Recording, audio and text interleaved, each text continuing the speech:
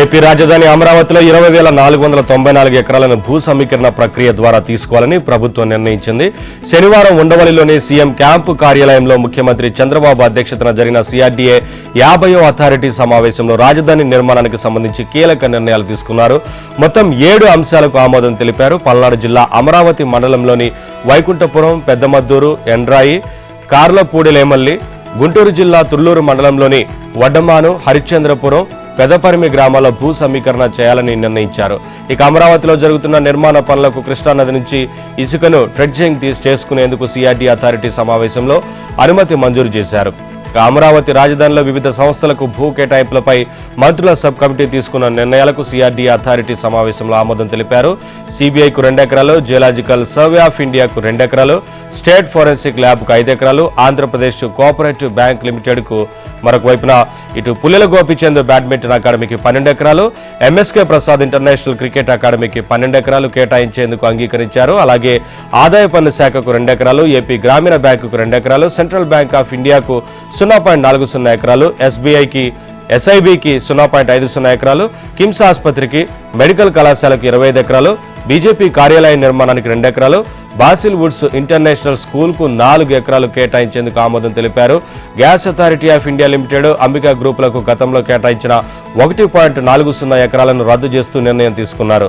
మంగళగిరి సమీపంలో E15 రహదారి 4 లేన్ల ROB నిర్మాణానికి ఆమోదం తెలిపారు. మరోవైపు రాజధాని అమరావతిలో స్ఫూర్తి ప్రదాతల స్మారక చిహ్నాలను ఏర్పాటు చేయాలని ముఖ్యమంత్రి చంద్రబాబు అధికారులను ఆదేశించారు.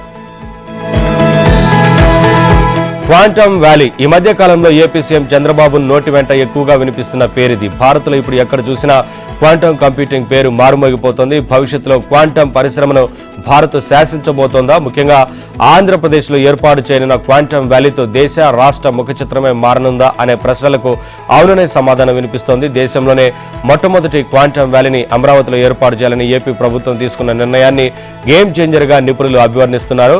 ఈ క్వాంటమ్ వ్యాలీ అందుబాటులోకి వస్తే టెక్నాలజీ రంగంలో ఎన్నో విప్లవాత్మక మార్పులు జరిగే అవకాశం ఉందని చెబుతున్నారు. క్వాంటమ్ వ్యాలీ అందుబాటులోకి వస్తే మన దేశ సైబర్ సెక్యూరిటీ వ్యవస్థ ఎవరు ఛేదించలేనంత పటిష్టంగా మారుతుందని, వైద్య రంగంలో నయం కాని ఎన్నో రోగాలకు వ్యాక్సిన్లు, మందులు అందుబాటులోకి వస్తాయని, అలాగే వాతావరణంలోని మార్పులను, ప్రకృతి వైపరీత్యాలను కూడా ముందే పసిగట్టవచ్చని, దేశ రక్షణ కోసం శక్తివంతమైన ఆయుధాలను అభివృద్ధి చేయవచ్చని నిపుణులు చెబుతున్నారు. అలాగే 1990 నుంచి 2000 మధ్యలో ఉమ్మడి ఆంధ్రప్రదేశ్ రాష్ట్రం ఐటీ సెక్టార్లో ఎవరో ఊహించని అభివృద్ధిని అందుకుంది. అయితే ఈసారి ఐటీ పరిశ్రమకు బదులుగా క్వాంటమ్ ఇండస్ట్రీలో ఆ అభివృద్ధిని తీసుకురావాలని ప్రస్తుత ప్రభుత్వం భావిస్తోంది. దీనికోసం అమరావతిలోని 50 ఎకరాల్లో క్వాంటమ్ వ్యాలీ ఏర్పాటు కోసం ఇప్పటికే భూమిని కేటాయించింది. జగన్ ప్రభుత్వంలో రెవెన్యూ శాఖలో కీలక పోస్టులో ఉన్న ఓ జూనియర్ అధికారి 2023లో 300 మంది సీనియర్ అసిస్టెంట్లకు డిప్యూటీ తహసీల్దార్లుగా అర్హకు పదోన్నతులు ఇచ్చారు. అందులో 175 మందిని ఎలక్షన్ డీటెయిల్గా పంపిస్తే మిగిలిన 125 మంది రెవెన్యూయేతర శాఖల్లో ఉన్నారు. వీరికి ఇచ్చిన అర్హకు పదోన్నతులను శాశ్వతమైనవిగా చూపించేందుకు, ఆ తర్వాత వారి పోస్టులను శాశ్వత ఉద్యోగుల సంఖ్యలో కలిపేందుకు ప్రయత్నాలు చేశారు. అయితే ఇందుకోసం ఆ అధికారి భారీగా దండుకున్నారని, ఆయన అడ్డగోలు పనులు చేశారన్న ఆరోపణలు, విమర్శలు వెల్లువెత్తాయి. అలాగే జగన్ ప్రభుత్వంలో ఉండగానే అది వర్కౌట్ కాలేదు. అడ్డగోలు పదోన్నతులు ఇచ్చిన అధికారి ఆ తర్వాత పోస్టును వదులుకొని ఎన్నికల్లో పోటీ చేసి ఓడిపోయారు. కూటమి ప్రభుత్వం వచ్చాక తన పలుకుబడిని ఉపయోగించి ఆనాడు తాను సృష్టించిన 300 పోస్టులను శాశ్వత ఉద్యోగుల సంఖ్యలో చూపించాలని మరోసారి సదరు వ్యక్తి ప్రయత్నం చేశారు. ఈ మేరకు భూ పరిపాలన ప్రధాన కమిషనర్ నుంచి రెవెన్యూ శాఖ ప్రత్యేక ప్రధాన కార్యదర్శి సిసోడియాకు ప్రతిపాదనలు ఇచ్చారు. ఈ పరిణామంపై సర్కారుకు తెలియకుండా 300 DT పోస్టుల సృష్టి శీర్షికతో ఆంధ్రజ్యోతి వార్తను ప్రచురించింది. ఈ వార్తపై స్పందించిన నాటి రెవెన్యూ శాఖ ప్రత్యేక ప్రధాన కార్యదర్శి నివేదిక కోరారు. CCLA పంపించిన ప్రతిపాదనలపై సాధారణ పరిపాలన శాఖ, ఆర్థిక శాఖల అభిప్రాయాలు కోరారు. వాటిపై రెవెన్యూ శాఖకు షాక్ ఇచ్చేలా అభిప్రాయాలు వచ్చాయి. 2023లో జగన్ ప్రభుత్వంలో సృష్టించిన 300 డిప్యూటీ తహసీల్దార్ పోస్టులను ఆమోదించలేమని ఆర్థిక శాఖ తేల్చి చెప్పింది. ఈ మేరకు రెవెన్యూ శాఖకు లిఖితపూర్వకంగా తన అభిప్రాయం తెలియజేసింది. ఈ విషయంలో తదుపరి చర్యలు తీసుకునేందుకు న్యాయశాఖ అభిప్రాయం తీసుకోండి అని ఆర్థిక శాఖ తేల్చి చెప్పింది. విశాఖలో రుషికొండపై సముద్రానికి అభిముఖంగా గత సీఎం జగన్ నిర్మించిన ప్యాలెస్ ను ఏం చేయాలనే దానిపై ఏపీ ప్రభుత్వం ఏ నిర్ణయమూ తీసుకోలేకపోతుంది. పర్యాటక శాఖకు చెందిన హరిత రిసార్ట్స్ ను కూలగొట్టి గత ప్రభుత్వం 9.8 ఎకరాల్లో 452 కోట్లతో రాజభవనం నిర్మించింది. పర్యాటకుల కోసం నిర్మిస్తున్నామని చివరి వరకు మాయ మాటలు చెప్పి ఎన్నికల ఇంకో 2 నెలల్లో ఉన్నాయనగా దానిని సీఎం క్యాంపు కార్యాలయంగా ఉపయోగిస్తామని అప్పటి పర్యాటక శాఖ మంత్రి రోజా ప్రకటించారు. ఎంతో ముచ్చటపడి నిర్మించుకున్న ఆ భవనంలోకి అడుగు పెట్టకుండానే జగన్ అధికారం కోల్పోయారు. అప్పటి వరకు ఎవరిని ఆ భవనం వైపు కన్నెత్తి కూడా చూడనీయలేదు. జనసేన అధినేత పవన్ 2 సార్లు రుషికొండ వెళ్లి వెనక్కి వచ్చేశారు. సిపిఐ సీనియర్ నేత నారాయణ కోర్టు ఉత్తర్వులతో లోపలికి వెళ్లి చూడగలిగారు. కూటమి విజయం సాధించాక భీమిలి ఎమ్మెల్యే గంటా శ్రీనివాసరావు మీడియాతో వెళ్లి ఆ భవనం చూశారు. ఆ తర్వాత సీఎం చంద్రబాబు, ఉప ముఖ్యమంత్రి పవన్ కళ్యాణ్ భవనాన్ని పరిశీలించారు. రుషికొండపై 4.5 ఎకరాల్లో 1,50,000 చదరపు అడుగుల విస్తీర్ణంలో నిర్మాణాలు చేపట్టారు. అందులో 2.8 ఎకరాల్లో 3 భవనాలను జగన్, ఆయన 2 కుమార్తెలకు వేరువేరుగా నిర్మించారు. ఆ బ్లాకు లోపలకు ఎవరు వెళ్లకుండా పెద్ద గేటు ఏర్పాటు చేశారు. మిగిలిన భవనాలన్నీ పెద్ద పెద్ద సమావేశ మందిరాలుగా నిర్మించారు. ఎక్కడా గదులు లేవు. వాటిని ఎలా ఉపయోగించుకోవాలన్న దానిపై అభిప్రాయాలు తీసుకుంటామని ప్రభుత్వం ప్రకటించింది. కొంతమంది రాయబార కార్యాలయాలకు ఇవ్వాలని, ఐటీ సంస్థలు పెట్టాలని, పెద్ద పెద్ద సంస్థలకు కన్వెన్షన్ సెంటర్కి ఇవ్వాలని సూచించారు. అయితే ఎవరో దానిని వినియోగించుకోవాలన్నా లోపల కొన్ని మార్పులు చేస్తే తప్ప వీలు కాదు. అలా పనులు చేపట్టాలంటే వాటికి 50 కోట్ల నుంచి 60 కోట్ల వరకు 60 కోట్ల వరకు వెచ్చించాల్సి ఉంటుందని చెబుతున్నారు. ముఖ్యమంత్రి కార్యాలయంలోని ఓ ఐఏఎస్ అధికారిని రుషికొండ ప్యాలెస్ భవనం ఏం చేస్తే బాగుంటుందో నివేదిక ఇవ్వాలని ఆదేశించినట్లు సమాచారం. అయితే ఆ అధికారి కూడా ఇప్పటి వరకు భవనాన్ని సందర్శించలేదు. ప్రజలను సందర్శనార్థం అనుమతించి జగన్ ప్రభుత్వం నిధులను ఎలా దుర్వినియోగం చేసిందో వివరించాలని కొందరు ప్రభుత్వ పెద్దలకు సలహా ఇచ్చారు. ఆ ఆలోచనను కూడా పరిశీలిస్తున్నట్లు సీఎం చంద్రబాబు ఇటీవల విశాఖకు వచ్చినప్పుడు ప్రకటించారు. అయితే దానిపై కూడా నిర్ణయం తీసుకోలేదు. ఏదేమైనా నాంచడం మాని వీలైనంత త్వరగా వాటిని సద్వినియోగం చేసుకోవాల్సి ఉంది. మద్యం కుంభకోణంలో ప్రాథమిక ఛార్జ్షీట్ ను వేయాలని సిట్ నిర్ణయానికి వచ్చింది. అరెస్టులు జరిగిన 90 రోజుల్లో ఛార్జ్షీట్ వేయని పక్షంలో బెయిల్ వచ్చే అవకాశం ఉండడంతో సిట్ అధికారులు అప్రమత్తమయ్యారు. ఇప్పటికే ప్రాథమిక విచారణ పూర్తయింది. ఈ కుంభకోణంలో మరికొంతమందిని దర్యాప్తు చేయాల్సిన అవసరం ఉంది. దీంతో ప్రాథమిక ఛార్జ్షీట్ దాఖలు చేసేందుకు సిట్ అధికారులు నిర్ణయించారు. ఈ నెల 15 నుంచి 20 లోపు ప్రాథమిక ఛార్జ్షీట్ ను కోర్టులో దాఖలు చేయాలని సిట్ భావిస్తోంది. వైసీపీ ప్రభుత్వ హయాంలో జరిగిన మద్యం కుంభకోణంలో పోలీసులు 11 మందిని అరెస్టు చేశారు. ఇందులో A1 గా ఉన్న రాజ్ కసిరెడ్డి ఆదేశాలతో డిస్టిలరీల నుంచి ముడుపులు వసూలు చేశారు. ఈ గ్యాంగ్ లో సజ్జల శ్రీధర్ రెడ్డి, చాణక్య, దిలీప్ ను అరెస్టు చేసి విచారించారు. గత వైసీపీ ప్రభుత్వంలో కీలకంగా వ్యవహరించిన జగన్ కార్యదర్శి ధనుంజయ రెడ్డితో పాటు ఓఎస్డీగా పనిచేసిన కృష్ణమోహన్ రెడ్డి, భారతీయ సిమెంట్ డైరెక్టర్ బాలాజీ గోవిందప్పను అరెస్టు చేశారు. ఆ తర్వాత మద్యం ముడుపులను తెలంగాణ నుంచి ఏపీకి చేర్చిన చంద్రగిరి మాజీ ఎమ్మెల్యే చెవిరెడ్డి భాస్కర్ రెడ్డితో పాటు అనుచరుడు వెంకటేష్ నాయుడును కూడా సిట్ అదుపులోకి తీసుకుంది. మద్యం కుంభకోణం కేసులో మొత్తం 3,200 కోట్ల రూపాయలకు సంబంధించి పూర్తి స్థాయి ఆధారాలను సేకరించాల్సిన అవసరం ఉందని సిట్ అధికారులు చెబుతున్నారు. దీంతో దర్యాప్తును మరింత వేగవంతం చేయనున్నారు. అమరావతి ప్రాంతంలో 95 సెంట్ల పొలాన్ని విక్రయిస్తానంటూ ఓ వ్యక్తి నకిలీ పత్రాలు చూపించి ఎన్ఆర్ఐ మహిళ నుంచి 16 లక్షలు స్వాహా చేశాడు. గుంటూరు నగరంలోని శ్యామలానగర్కు చెందిన హసీనా యూరప్ లో ఉంటున్నారు. పల్నాడు జిల్లా అమరావతి మండలం నెమలికల్లు గ్రామంలోని 95 సెంట్ల పొలాన్ని విక్రయిస్తానంటూ అమరావతికి చెందిన టీడీపీ నాయకుడు జాన్ సైదా మధ్యవర్తి గోపి ద్వారా ఆమెను సంప్రదించాడు. కంచేటి కుక్క మల్లేశ్వరయ్య నుంచి తాను ఆ పొలాన్ని కొనుగోలు చేసి అగ్రిమెంట్ రాయించుకున్నానంటూ ఓ నకిలీ అగ్రిమెంట్ సృష్టించి ఆమెకు చూపించాడు. అయితే గుంటూరు నగరం అగ్రహారంలో నివసిస్తున్న ఆమె సోదరి జాన్బీని ఆ పొలానికి తీసుకెళ్లి చూపించాడు. 75.52 లక్షలకు ఆ పొలాన్ని కొనేందుకు అంగీకరించిన హసీనా అడ్వాన్స్ గా 16 లక్షలు చెల్లించారు. నెల వ్యవధిలో మిగిలిన డబ్బు చెల్లించి రిజిస్ట్రేషన్ చేయించుకునేలా తన సోదరి జాన్బీ పేరున మే 15న అగ్రిమెంట్ రాయించుకున్నారు. జూన్ 20న గుంటూరుకు వచ్చిన హసీనా రిజిస్ట్రేషన్ చేయించేందుకు రావాలని జాన్ సైదాను కోరగా డొంకతిరుగుడు సమాధానాలు చెబుతున్నాడు. దీంతో హసీనాకు అనుమానం వచ్చి నెమలికల్లు వెళ్లి మాజీ సైనికుడు కంచేటి కుక్క మల్లేశ్వరయ్యను సంప్రదించారు. జాన్ సైదా ఎవరో తనకు తెలియదని, తాను అతనికి అగ్రిమెంట్ రాయలేదని మల్లేశ్వరయ్య చెప్పడంతో బాధితురాలు పట్టాభిపురం పోలీస్ స్టేషన్లో ఫిర్యాదు చేశారు. పోలీసు అధికారులకు ఆన్లైన్లో సీఎంఓకు కూడా ఫిర్యాదు పంపారు.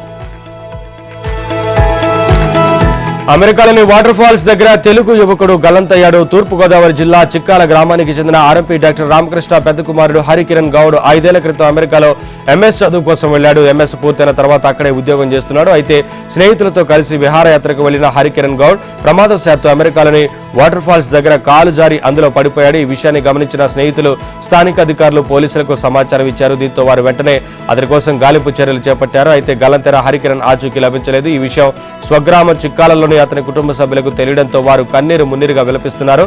హరికిరణ్ గల్లంతు కావడంతో ఆ గ్రామంలో విషాద ఛాయలు నెలకొన్నాయి. చేతికొచ్చిన కుమారుడు వాటర్ ఫాల్స్ లో గల్లంతవడంతో ఆ కుటుంబ సభ్యుల బాధ వననాతీతంగా ఉంది. అమెరికా నుంచి ఏ విధమైన సమాచారం వస్తుందోనని క్షణక్షణం ఆందోళనతో ఆ కుటుంబ సభ్యులు ఎదురు చూస్తున్నారు.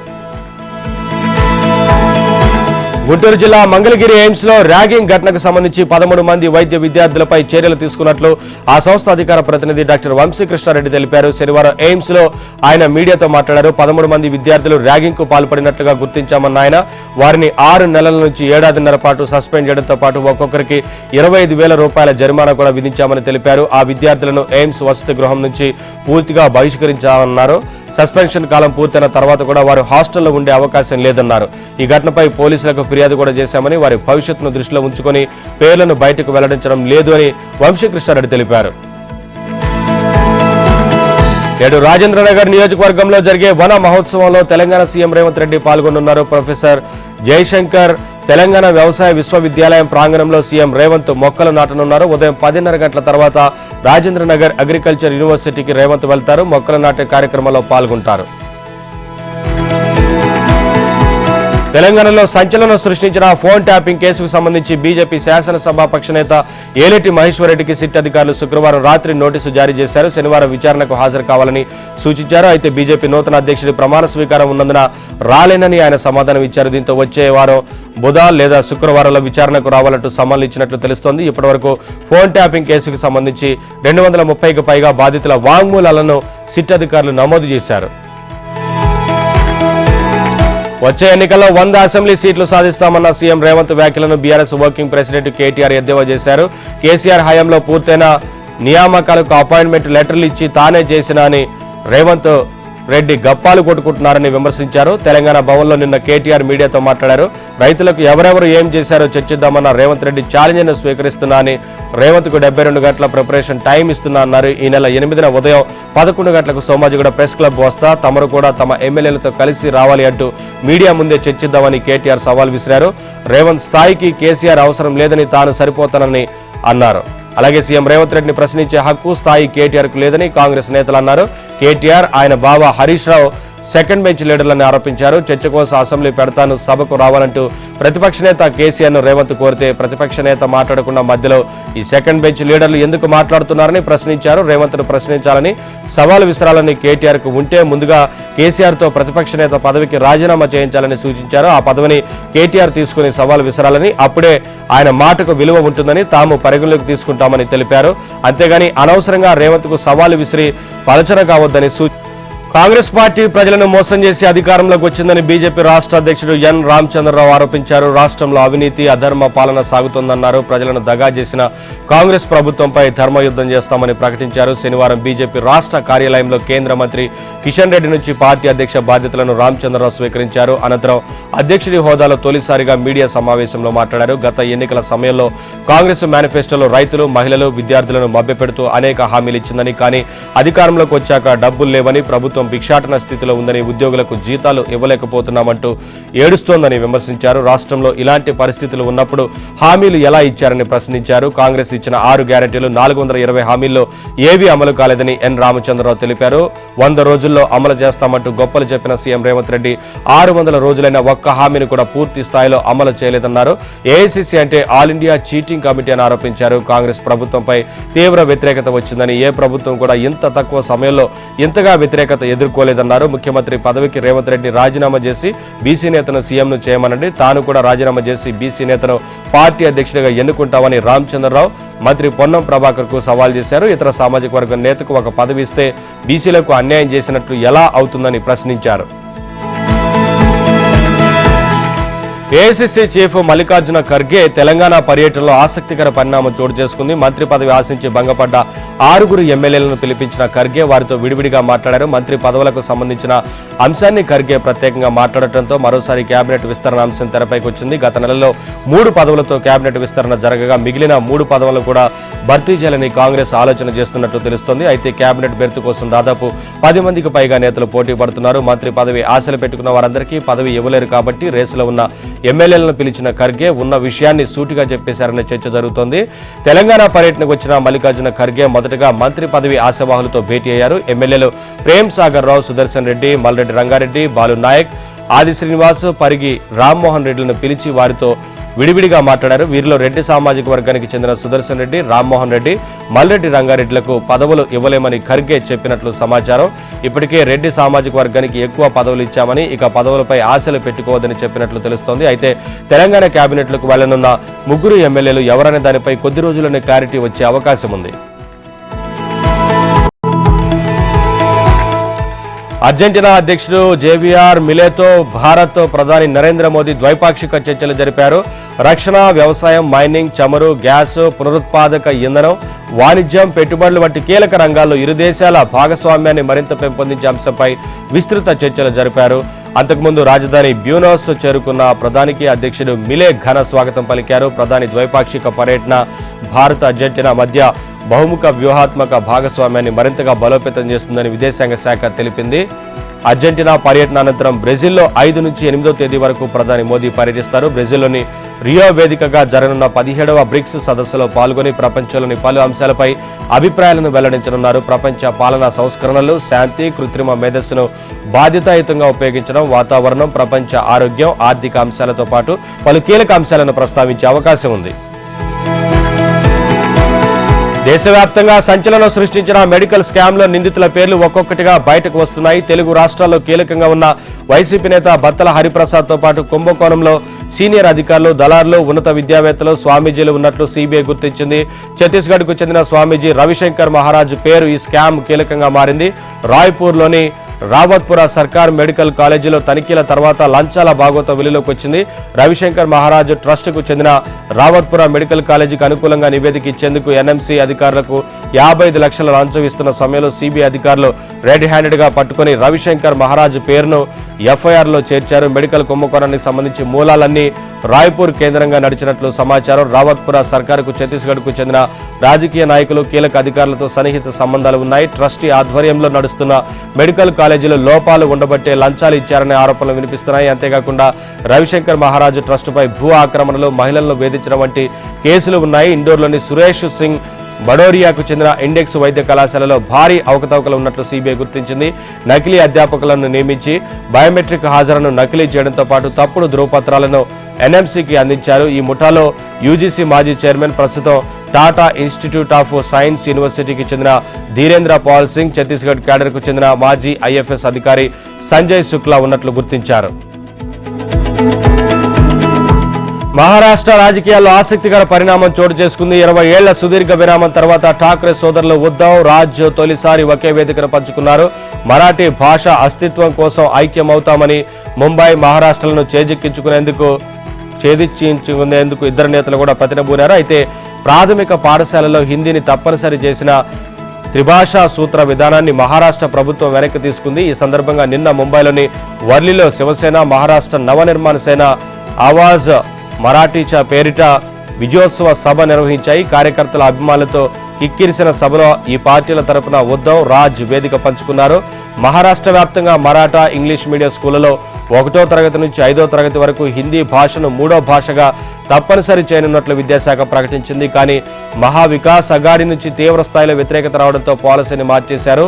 ఉత్తర్వులను ఉపసంహరించుకోవడం ప్రతిపక్షాల విజయంగా పేర్కొంటూ ముంబై వేదికగా వాయిస్ ఆఫ్ మరాఠీ కార్యక్రమం నిర్వహించారు. కార్యక్రమానికి శివసేన యూబీటీ నేత ఉద్ధవ్ ఠాక్రే, మహారాష్ట్ర నవనిర్మాణ సేన నేత రాజ్ ఠాక్రేలు కుటుంబ సమేతంగా పాల్గొన్నారు. ఈ సందర్భంగా ఉద్ధవ్ ఠాక్రే పుష్ప సినిమా డైలాగ్ కొట్టారు. తాను పుష్ప సినిమా చూశానని, హీరోలా గడ్డం ఉండి ఉంటే తగ్గేదేలే డైలాగ్ కొట్టేవాడిని అన్నట్లు తెలిపారు. తమను ఒకచోట చేర్చడం ఎవరికి సాధ్యం కాలేదని, చివరికి బాల్ ఠాక్రే సైతం చేయలేకపోయిన పనిని మహారాష్ట్ర ముఖ్యమంత్రి దేవేంద్ర ఫడ్నవీస్ చేశారంటూ రాజ్ ఠాక్రే సెటైర్లు వేశారు. మహారాష్ట్రకు వ్యతిరేకంగా నిర్ణయం తీసుకోవడం ద్వారా తమని ఒకే వేదికపైకి తీసుకొచ్చారని అన్నారు. ఇకపై మహారాష్ట్ర ఐక్యత విషయంలో తాము ఎప్పటికీ ఒక్కటిగా ఉంటామని పేర్కొన్నారు. దేశంలో వైద్య విద్యలో కీలక సంస్కరణలకు కేంద్ర ప్రభుత్వం నాంది పలికింది. పెరుగుతున్న డిమాండ్కు అనుగుణంగా స్పెషలిస్టు వైద్యుల సంఖ్యను పెంచేందుకు చర్యలు ప్రారంభించింది. ఈ క్రమంలో 220 పడకలుండే ఆసుపత్రులను బోధనాసుపత్రులుగా పరిగణించాలని సూచించింది. ఈ మేరకు జాతీయ వైద్య విద్యా సంస్థల నియంత్రణ 2025ని నోటిఫై చేసింది. 220 పడకలున్న ఆసుపత్రులను బోధనాసుపత్రులుగా అప్గ్రేడ్ చేస్తే కొత్తగా పీజీ సీట్లు పెరుగుతాయి. ఆ ఆసుపత్రిలో పనిచేసే సీనియర్ స్పెషలిస్ట్ వైద్యులను బోధనాసుపత్రిలో అసిస్టెంట్, అసోసియేట్ ప్రొఫెసర్లుగా పరిగణిస్తారు. అక్కడి పీజీ విద్యార్థులకు వీరు పాఠాలను బోధిస్తారు. దేశంలో వైద్య విద్య అధ్యాపకులు, స్పెషలిస్ట్ డాక్టర్ల కొరత ఉన్న నేపథ్యంలో జాతీయ వైద్య మండలి పరిధిలో పనిచేసే post graduate medical education board కొత్త నియంత్రణలను తీసుకువచ్చింది. ఎన్ఎంసీ ఆ వివరాలను శనివారం విడుదల చేసింది. ద్విచక్ర వాహనదారులు హెల్మెట్లను వినియోగించడం గణనీయంగా పెరిగిన నాణ్యమైన హెల్మెట్ల వినియోగం తక్కువే ఉంటుంది. ఈ నేపథ్యంలో వాహనదారుల భద్రతను దృష్టిలో ఉంచుకొని నాసిరకం హెల్మెట్ల తయారీ, వినియోగంపై కఠినంగా వ్యవహరించాలని రాష్ట్రాలకు కేంద్ర ప్రభుత్వం ఆదేశాలు జారీ చేసింది. వాహనదారులు ఐఎస్ఐ మార్కు, బిఐఎస్ సర్టిఫికేషన్ ఉన్న హెల్మెట్లను మాత్రమే వినియోగించాలని, ఇందుకు తనిఖీలు నిర్వహించడంతో పాటు వినియోగదారులకు అవగాహన కల్పించాలని దేశంలోని అన్ని జిల్లాల కలెక్టర్లు, మ్యాజిస్ట్రేట్లకు లేఖలు రాసినట్లు కేంద్ర వినియోగదారుల శాఖ శనివారం ఓ ప్రకటనలో వెల్లడించింది. దేశంలో 21 కోట్లకు పైగా ద్విచక్ర వాహనాలున్నాయని, వాహనదారుల భద్రత అత్యంత ముఖ్యమని కేంద్రం తెలిపింది. ఇండియన్ బ్యాంకులను వేల కోట్ల మేర మోసం చేసిన వజ్రాల వ్యాపారి నీరవ్ మోదీ సోదరుడు నేహాల్ దీపక్ మోదీ అరెస్ట్ అయ్యారు. భారత ప్రభుత్వం చేసిన అప్పగింత అభ్యర్థన నేపథ్యంలో అమెరికాలో అరెస్టు చేశారు. రుణాల విషయంలో పంజాబ్ నేషనల్ బ్యాంకును మోసం చేసిన కేసులో నేహాల్ మోదీ ప్రమేయం ఉందనే ఆరోపణలున్నాయి. ఈ నేపథ్యంలో కేంద్ర దర్యాప్తు సంస్థలు చేసిన అభ్యర్థన మేరకు ఇంటర్పోల్ రెడ్ కార్నర్ నోటీసు జారీ చేసింది. దీంతో అమెరికా పోలీసులు నేహాల్ అదుపులోకి తీసుకున్నారు. ఇదిలా ఉంటే తనపై జారీ చేసిన రెడ్ కార్నర్ నోటీసులను రద్దు చేసేలా నేహాల్ మోదీ ప్రయత్నించినప్పటికీ ఫలితం లేకుండా పోయింది. నీరవ్ మోదీ పంజాబ్ నేషనల్ బ్యాంకులో రుణాలు తీసుకుని 13,500 కోట్ల మేర మోసానికి పాల్పడినట్లు ఆరోపణలు ఉన్న నేపథ్యంలో 2018లో భారత్ నుంచి పరారీ అయ్యాడు. అప్పటి నుంచి భారత దర్యాప్తు సంస్థలు ఆయన కోసం వేట ప్రారంభించాయి. భారత్కు అప్పగించేందుకు సంబంధించి నీరవ్ వ్యతిరేకంగా ఫలితం రావడంతో 2019 లండన్ అధికారులు అరెస్టు చేసి జైలులో ఉంచారు. నీరవ్ను స్వదేశానికి తీసుకురావడానికి భారత ప్రభుత్వం ఎన్నో ప్రయత్నాలు చేస్తోంది. తాజాగా ఆయన సోదరుడు అమెరికాలో అరెస్టు కావడం కీలకంగా మారింది. అత్యాధునిక ఆయుధాలతో దేశ రక్షణ వ్యవస్థను మరింత బలోపేతం చేయడానికి భారత్ సిద్ధమవుతోంది. డిఆర్డీఓ ఆధ్వర్యంలో వివిధ రకాల 12 హైపర్సోనిక్ మిసైళ్లు రెడీ అవుతున్నాయి. దాడి చేయడం, రక్షణ సామర్థ్యాలపై దృష్టి పెట్టడం లక్ష్యంగా ఈ హైపర్సోనిక్ మిసైల్ టెక్నాలజీని వేగంగా అభివృద్ధి చేస్తున్నారు. ప్రాజెక్టు విష్ణులో ఈ మిసైళ్ల తయారీని ప్రధానంగా చేపట్టారు. వీటితో పాటు మరిన్ని అత్యాధునిక ఆయుధాలను కూడా అభివృద్ధి చేస్తున్నారు. వీటిలో ఓ hypersonic glide vehicle, hypersonic cruise missiles, hypersonic missile defensive systems ఉన్నాయి. వీటిని అభివృద్ధి చేయడంలో ప్రధాన లక్ష్యం శత్రువులను ఎదుర్కోవడానికి బలమైన రక్షణ వ్యవస్థను అభివృద్ధి చేయడమని నిపుణులు చెబుతున్నారు. 2024 నవంబర్లో డిఆర్డీఓ తొలి హైపర్సోనిక్ మిసైల్ పరీక్షను నిర్వహించడం ఓ మైలురాయిగా అభివర్ణిస్తున్నారు. దేశీయ స్క్రామ్ జెట్ ఇంజిన్ అభివృద్ధిలో ఇదో ఘన విజయంగా నిలిచింది. దీంతో స్క్రామ్ జెట్ హైపర్సోనిక్ వ్యవస్థలను అభివృద్ధి చేసిన అమెరికా, రష్యా, చైనా సరసన భారత్ నిలిచింది. దీర్ఘశ్రేణి హైపర్సోనిక్ క్రూయిజ్ మిసైల్ సామర్థ్యం ఉన్న శక్తివంతమైన దేశాల్లో మన దేశం ఒకటిగా నిలిచింది. అమెరికా ప్రభుత్వం ప్రతిష్టాత్మకంగా తీసుకొచ్చిన బిగ్ బ్యూటిఫుల్ బిల్లుపై అధ్యక్షుడు డొనాల్డ్ ట్రంప్ సంతకం చేయడంతో బిల్లు చట్టరూపం దాల్చింది. శుక్రవారం నాడు అమెరికా స్వాతంత్ర దినోత్సవం సందర్భంగా రిపబ్లికన్ సభ్యులు, అధికారులు చప్పట్లు కొడుతున్న సమయంలో ట్రంప్ బిల్లుపై సంతకం చేశారు. పన్నుల కోత, వ్యయ నియంత్రణల కోసం ఈ బిల్లును తీసుకొచ్చారు. ఈ బిల్లుపై ఇటీవల సెనెట్లో సుదీర్ఘ చర్చ సాగిన అనంతరం జరిగిన ఓ మీటింగ్లో 3 రిపబ్లికన్లు వ్యతిరేకంగా ఓటు వేసినప్పటికీ 51-50 తేడాతో అక్కడ ఆమోదం లభించింది. ఉపాధ్యక్షుడు జేడీ వ్యాన్స్ టై బ్రేకర్గా మారి బిల్లును గట్టెక్కించారు. అనంతరం ప్రతినిధుల సభలో సుదీర్ఘ చర్చ అనంతరం జరిగిన ఓటింగ్లో బిల్లుకు అనుకూలంగా 218, వ్యతిరేకంగా 214 ఓట్లు వచ్చాయి. ఇక ప్రతినిధుల సభలో బిల్లును 2 రిపబ్లికన్లు వ్యతిరేకించారు. అమెరికా టెక్సాస్ ని భారీ వరదలు ముంచెత్తాయి. నెల రోజులు కురవాల్సిన వర్షాలు కొన్ని గంటల్లోనే పడడంతో టెక్సాస్ లో వరద బీభత్సం సృష్టించింది. టెక్సాస్ హిల్లో సంభవించిన భారీ వర్షాలు, ఆకస్మిక వరదల కారణంగా 27 మంది మృతి చెందగా సమ్మర్ క్యాంపులకు వెళ్లిన 23 మంది చిన్నారులు గల్లంతయ్యారు. చిన్నారుల ఆచూకీ కోసం గాలింపు చర్యలు కొనసాగుతున్నాయి. అలాగే ఉరుములు, కుండపోత వర్షం టెక్సాస్లో విధ్వంసం సృష్టించింది. ఆకస్మిక వరదలు గ్వాడలూనా నదీ తీర ప్రాంతాలు పిల్లల వేసవి శిబిరాలను ముంచెత్తాయి.